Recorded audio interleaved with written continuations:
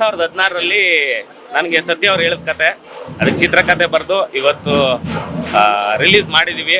ಒಳ್ಳೆ ರೆಸ್ಪಾನ್ಸ್ ಇದೆ. ಮೊದಲನೇದಾಗಿ ಎಲ್ಲರೂ ಸ್ವಲ್ಪ ಶಾಕಿಂಗಲ್ಲಿದ್ರು, ಏನಿದು ಈ ಥರ ಕತೆ ಅಂತ. ಹೋಗ್ತಾ ಹೋಗ್ತಾ ಎಲ್ಲರಿಗೂ ನೀಟಾಗಿ ಅರ್ಥ ಆಯಿತು. ಎಲ್ಲರೂ ಕ್ಲೈಮ್ಯಾಕ್ಸ್ ಬಗ್ಗೆ ಮಾತಾಡ್ತಾ ಇದ್ದಾರೆ. ಖುಷಿ ಆಗ್ತಾ ಇದೆ. ಸಿಕ್ದವ್ರು ಎಲ್ಲರೂ ಚೆನ್ನಾಗಿದೆ ಅಂತ ಹೇಳ್ತಾ ಇದ್ದಾರೆ. ಇನ್ನು ಕರ್ನಾಟಕ ಜನತೆ ನೋಡಿ ಹರಿಸ್ಬೇಕು ಅಂತ ಕೇಳ್ಕೊತಾ ಇದ್ದಾರೆ. ಮುಖ್ಯವಾಗಿ ಅದನ್ನ ಸಿಗೋದುದ್ದಕ್ಕೂ ಸಾಕಾಗುತ್ತೆ. ಅದೇ ಅಭಿಮಾನಿಗಳೇ ದೇವರು ಅನ್ನೋದು, ನಮ್ಮ ಕೆಲಸವನ್ನು ನಾವು ಮಾಡ್ಕೊಂಡಿರ್ಬೇಕು, ಕಾಯಕವೇ ಕೈಲಾಸ ಅನ್ನೋದೇ ನಮ್ಮ ಸಿನಿಮಾದ ಒನ್ ಲೈನು. ಅದನ್ನ ಮಾಡಿದ್ವಿ.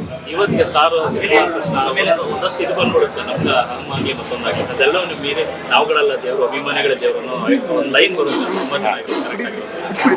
ಅದೇ ನಾವು ಅಂದ್ಕೊಂಡಿದ್ವು, ಈ ಥರದ್ದು ಒಂದು ಲೈನ್ ಬಂದಾಗಲೇ ಇದನ್ನ ಕಥೆನ ಹೆಂಗೆ ಮುಗಿಸ್ಬೇಕು, ಫಿನಿಶ್ ಹೆಂಗೆ ಮಾಡಬೇಕು ಅಂದಾಗ ನಮಗೆ ಅಣ್ಣವರೇ ಜ್ಞಾಪಕ ಆಗಿದ್ದು, ಅಭಿಮಾನಿ ದೇವ್ರುಗಳೇ ಜ್ಞಾಪಕ ಆಗಿದ್ದು. ಅವ್ರಿಗೋಸ್ಕರನೇ, ಎಲ್ಲ ಅಭಿಮಾನಿ ದೇವ್ರುಗಳಿಗೋಸ್ಕರನೇ, ಇಡೀ ಕರ್ನಾಟಕ ಜನತೆಗೋಸ್ಕರನೇ ಈ ಸಿನಿಮಾ ಮಾಡಿರೋದು. ಸರ್, ಅಣ್ಣವರು ಬರ್ತಾರೆ ಸಿನಿಮಾದಲ್ಲಿ, ಅಂದ್ರೆ ಕೈ ತೋರಿಸಿದ್ದಾರೆ, ಸಂದೇಶನೂ ಇದೆ, ಅವರು ಇದ್ದಾರೆ.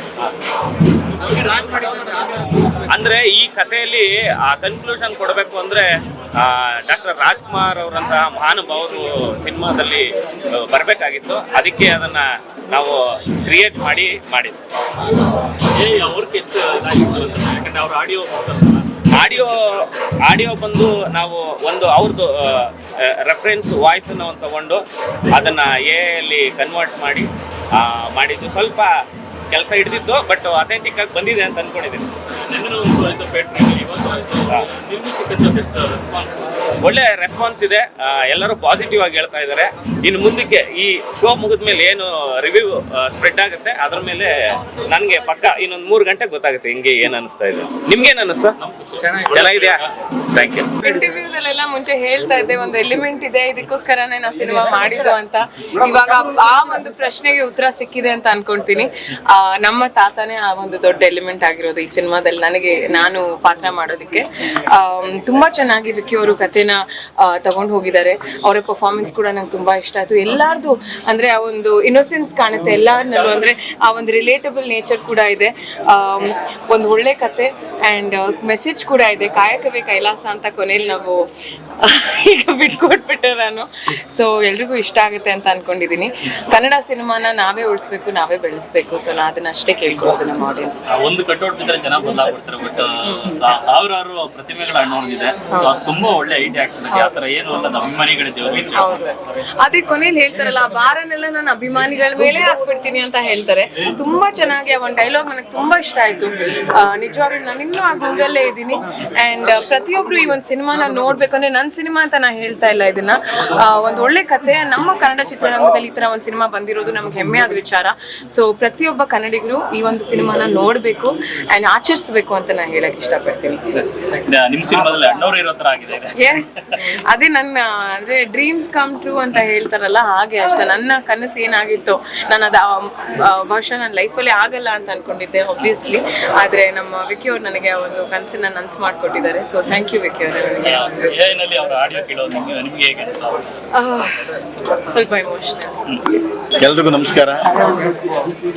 ನಾನು ದೊಡ್ಡ ಮನೆ ಸಿನಿಮಾ ಮಾಡೋಕ್ಕೆ ತುಂಬ ಭಯ ಆಗ್ತಾ ಇತ್ತು.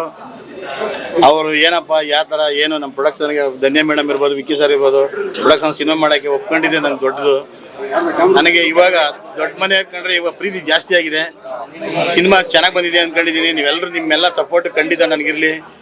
ನಾನು ಮುಂದೆ ಕಂಟಿನ್ಯೂ ಸಿನಿಮಾ ಮಾಡಬೇಕು ಅಂತ ನಾನು ಇಂಡಸ್ಟ್ರಿಗೆ ಬಂದಿರೋದು. ನಿಮ್ಮೆಲ್ಲ ಸಪೋರ್ಟ್ ಇದ್ದರೆ ಖಂಡಿತ ಸಿನಿಮಾನ ಮುಂದುವರ್ಸ್ಕೊಂಡು ಹೋಗ್ತೀನಿ.